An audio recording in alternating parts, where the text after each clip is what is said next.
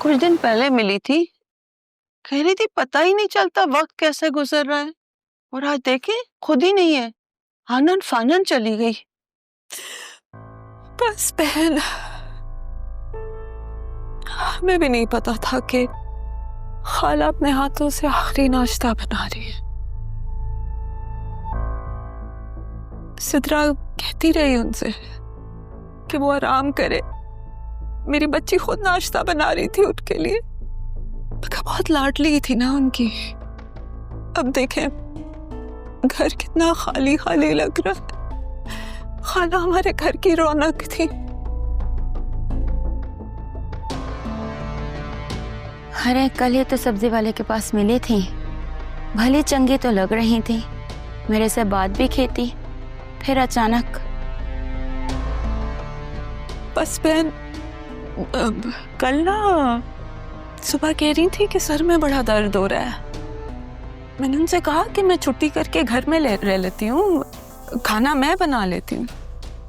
लेकिन वो बस यही कहती रही कि वो ठीक हो जाएंगी, कबीर से कह देंगी कि डॉक्टर को ले आए।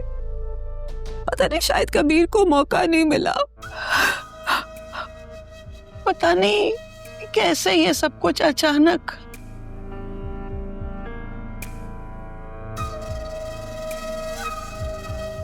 अब्बू, अब्बू, अब्बू, दादी में छोड़ के चली गई। क्या दादी मुझे माफ कर देंगी ना? मैंने ना उन्हें बहुत तंग किया है। वो मुझे माफ करेंगी ना? बताए अब्बू।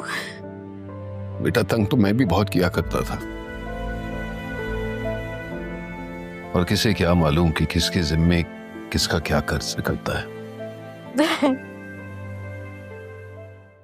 सदरा बस कर दे, कितना रोएगी। तेरी हालत देख के मेरी हालत खराब हो रही है। बस दादी के लिए दुआ कर, अल्लाह उसे जन्नत में जगह दे।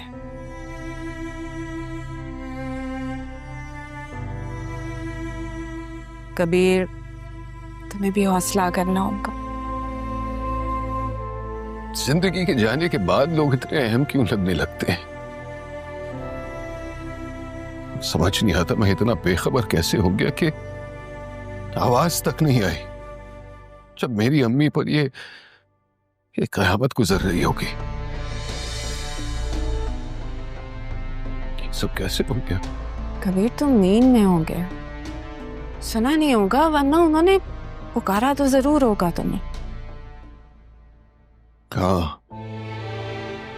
हाँ, मैं ही गाफिल हो गया था उनकी तरफ से। कभी उनके दिल की हाल जानने की कोशिश ही नहीं की। हम सब एक दूसरे के गाफिल हो गए हैं। काश तारा ने भी उन्हें माफ कर दिया।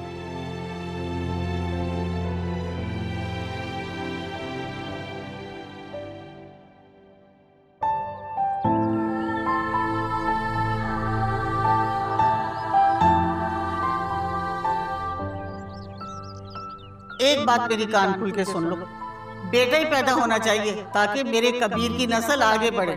और अगर बेटी पैदा हुई तो मैं तुम्हें साफ साफ बता रही हूँ, खड़े खड़े कबीर की शादी कर दूंगी अपनी भांजी नरमीन से। पता नहीं क्यों आज आपकी याद आ गई। आपने जो भी किया मैंने अपने रब के हुजूर माफ किया। शायद इसी सबब मेरी खताएं भी बख्श दी जाए।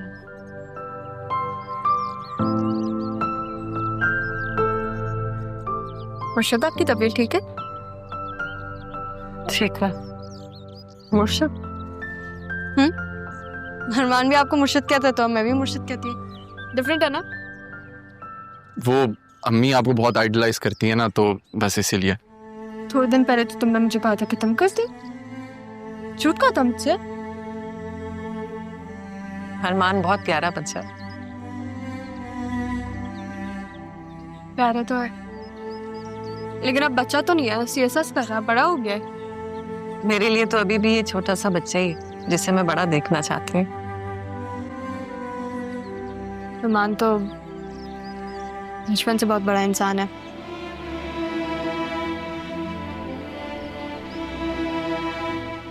आपका रिजल्ट आ गया है ना, बहुत मुबारक। Thank you.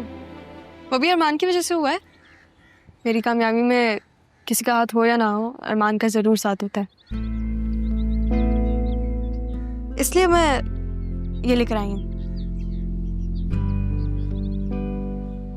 अरे मैंने ये सब इसलिए तो नहीं किया था ना। मुर्शिद देखें, मेरे गिफ्ट से मना कर रहा है। ले लो बेटा, कोई इतने मान से दे तोहफा तो ले लेना चाहिए। कोई का तो मुझे नहीं पता, लेकिन अगर मैं दूं तो ले लेना चाहिए।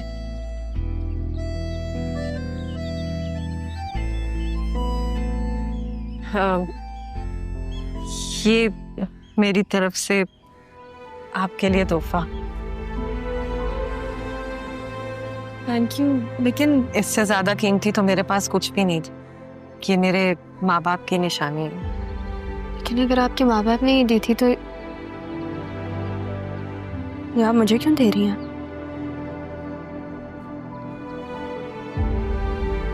जिन बच्चों की सारी जिंदगी माँ बाप के बगैर गुजरी हो ना,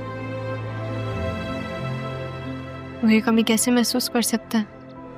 वो माँ जिसने अपनी जिंदगी अपनी औलाद के बगैर गुजारी हो, वो ये कमी महसूस कर सकती है। कि बेटी क्यों नहीं है आपके पास?